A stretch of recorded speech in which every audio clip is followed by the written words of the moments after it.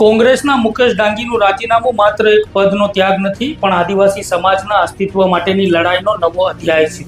આદિવાસીઓના હક માટે મુકેશ ડાંગીએ કોંગ્રેસને ઠોકર મારી છે. દાહોદ જિલ્લાના રાજકારણમાંથી અત્યારના સૌથી મોટા સમાચાર સામે આવી રહ્યા છે. ઝાલોદના કદ્દાવર નેતા અને આદિવાસીઓનો અવાજ ગણાતા મુકેશ ડાંગીએ કોંગ્રેસના તમામ હોદ્દાઓ ઉપરથી રાજીનામું આપીને ખળભળાટ મચાવી દીધો છે. આ રાજીનામું કોઈ સત્તાની લાલચમાં નહીં, પણ પોતાના આદિવાસી સમાજની જમીન અને અસ્તિત્વને બચાવવા માટે આપ્યું હોવાનું સામે આવ્યું છે. મુકેશ ડાંગીએ આક્ષેપ કર્યો છે કે વિકાસના નામે આદિવાસીઓની પૂર્વજોની જમીન છીનવવામાં આવી રહી છે. તેમને મુખ્ય મુદ્દાઓ ટાંક્યા છે.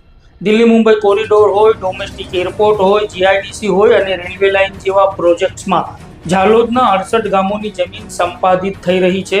જો જમીન જશે તો આદિવાસી પરિવારો ભટકતી જિંદગી જીવવા માટે મજબૂર બનશે અને યુવાનો ગુનાહિત પ્રવૃત્તિઓ તરફ ધકેલાશે. જમીન જ છીનવાઈ જાય તો મારા આદિવાસી પરિવારોને ભટકતી જિંદગી જીવવી પડશે અને મારા આદિવાસી બાળકોનું ભવિષ્ય અંધકારમય બની જાય તેમ છે. અને યુવાનો પાસે અન્ય કોઈ વિકલ્પ ન રહેતા મારા આદિવાસી યુવાનો ગુનાહિત પ્રવૃત્તિઓ તરફ ધકેલાઈ જશે.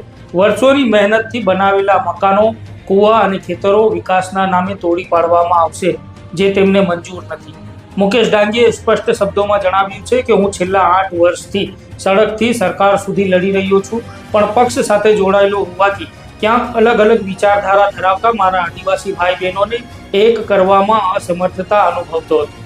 હવે હું કોઈ પણ પક્ષ કે પાર્ટીના બંધન વગર માત્ર મારા સમાજની એકતા અને જાગૃતિ માટે બાકીનું જીવન અર્પણ કરવા માંગુ છું. મુકેશ ડાંગીનું આ પગલું આગામી સમયમાં દાહોદના રાજકારણમાં મોટા ઉલટફેર લાવી શકે છે. પક્ષના બંધન તોડીને મેદાને આવેલા મુકેશ ડાંગી હવે આદિવાસી સમાજને એકજૂટ કરવામાં કેટલા સફળ રહે છે તેના પર સૌની નજર છે. શું આ રાજીનામું આગામી ચૂંટણીઓમાં કોંગ્રેસ માટે મોટો ફટકો સાબિત થશે? મારો અવાજ, મારી પ્રાથમિકતા રાજકારણ નહીં, તેમ મુકેશ ડાંગીએ જણાવ્યું તો છે.